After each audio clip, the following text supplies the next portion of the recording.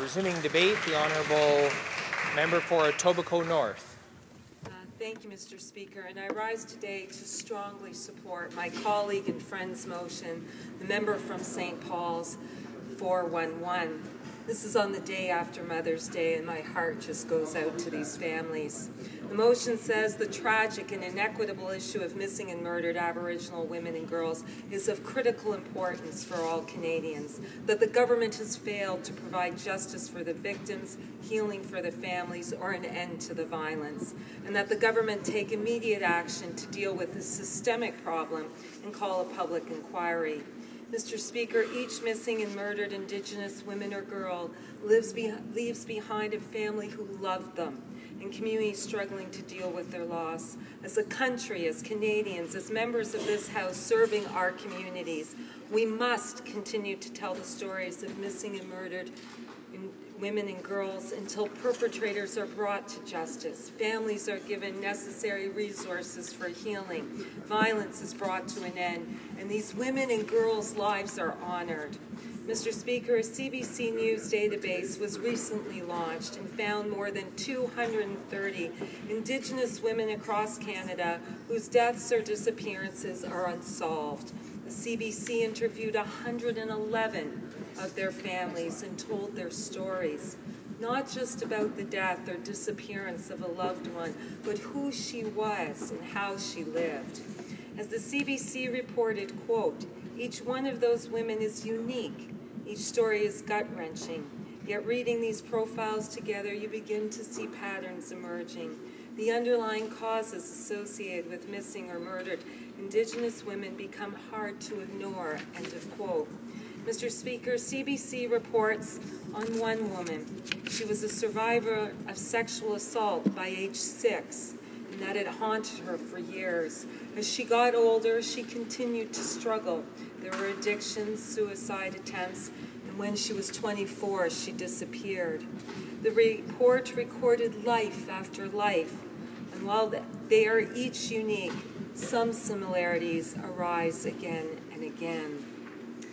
Mr. Speaker, advocate and lawyer Kirsty says much can be traced back to colonization and policies rooted in assimilation.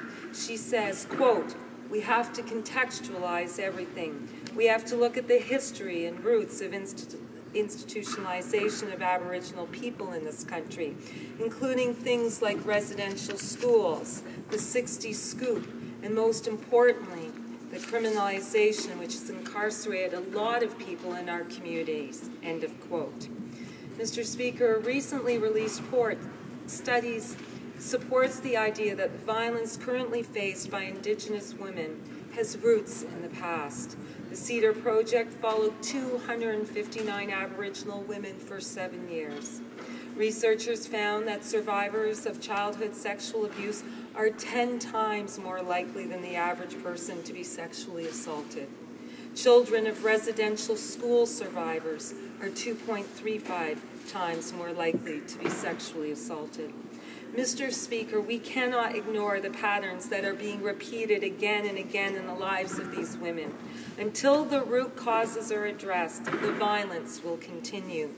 Dealing with these issues is not just a matter of violence prevention, it is a matter of crisis intervention. Mr. Speaker, Indigenous women and girls are dramatically more likely to be the victims of homicide or to go missing in Canada.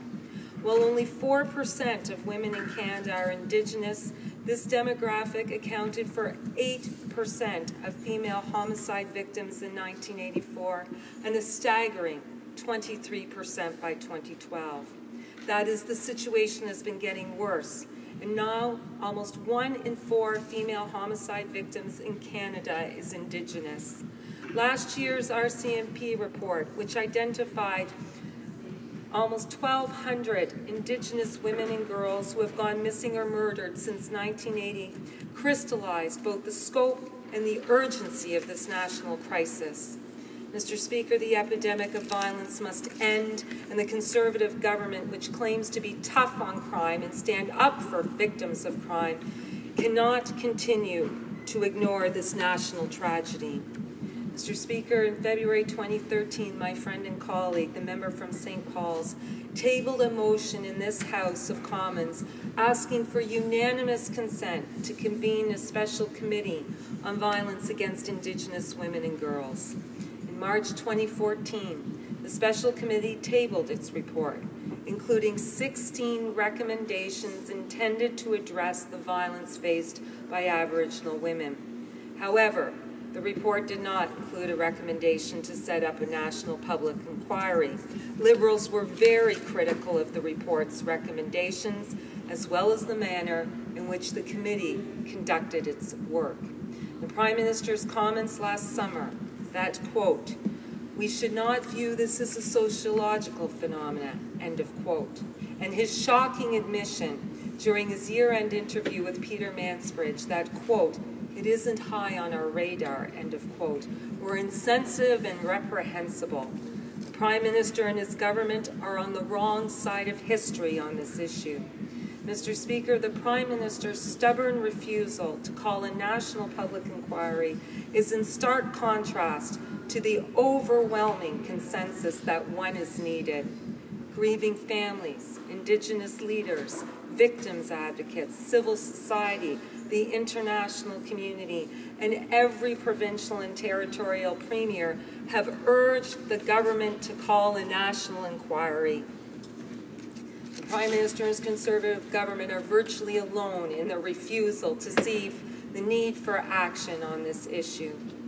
Mr. Speaker, in the fall of 2014, the government tabled, quote, "an action plan to address family violence and violent crimes against Aboriginal women and girls."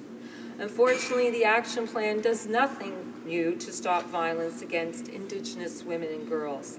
Instead, it is a laundry list of existing federal government initiatives, many not even specific to Indigenous women and girls. Moreover, the $25 million highlighted in the announcement is not new money. It is simply a re-announcement of funding from Budget 2014, which is an extension of temporary funding of $25 million over 5 years, first announced back in 2010. Mr. Speaker, in February 2015, the government held its first roundtable on missing and murdered Indigenous women. Although the federal government belatedly agreed to send the Ministers for Aboriginal Affairs and Status of Women to the roundtable, the federal government remained the only participant adamantly opposed to an independent national inquiry. Afterward, the government indicated that the issue was one of domestic violence within Aboriginal communities. Indigenous groups, however, dispute this and point out that many of the women met their fate in major cities and not just on reserves. For example, the murders by serial killer Robert Pickton. They also argue that the violence facing Indigenous women has deep social roots in discrimination, poor education, and poverty that lead Indigenous women into high-risk lifestyles. Mr. Speaker, only a national inquiry would have the credibility, scope, and resources to address the systemic problems underlying the violence, provide the accountability to ensure implementation of its recommendations, and bring justice and reconciliation for the victims and their families. Liberals have long joined Aboriginal communities in Canadian society in calling for a national public inquiry on missing and murdered Indigenous women and girls. And that is why a future Liberal government will hold a national public inquiry, and that is why the Member of Parliament for St. Paul's tabled this profoundly important motion in the House of Commons to do so, and I thank her for her work, and I thank the families. And I want them to know my heart goes out to each and every one of them. Thank you, Mr. Speaker.